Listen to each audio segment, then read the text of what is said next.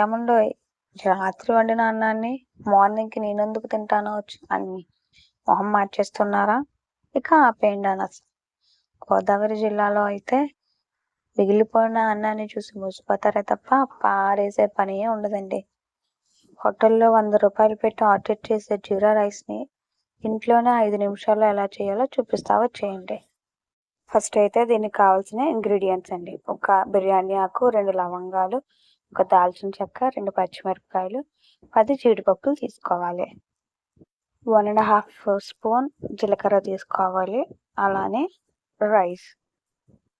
ఇప్పుడు stove on చేసి కడాయి పెట్టుకొని ఇందులోకి 2 టేబుల్ స్పూన్ల నెయ్యి వేసుకోవాలి.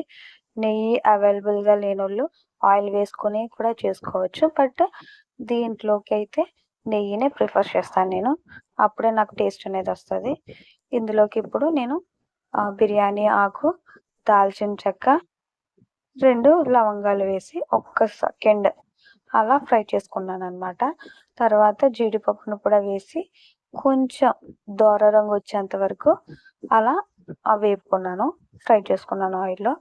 ఇప్పుడు అసలైన మెయిన్ ఐటమ్ జీరాను కూడా వేసి ఒకసారి అలాగా టాస్ చేసుకోవాలి, లైక్ అలా కలుపుకోవాలన్నమాట.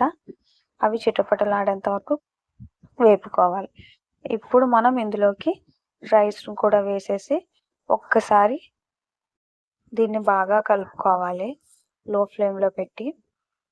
ఇలా కలపడం వల్ల ఘీ అనేది రైస్లోకి బాగా పట్టి తినేటప్పుడు టేస్ట్ అనిపిస్తుంది. చూసారా ఎలా వచ్చిందో, చాలా పొడి పొడిగా. ఇప్పుడు ఇందులోకి టేస్ట్కి సరిపడా సాల్ట్ కూడా వేసి ఒకసారి బాగా దీన్ని కలుపుకోవాలి.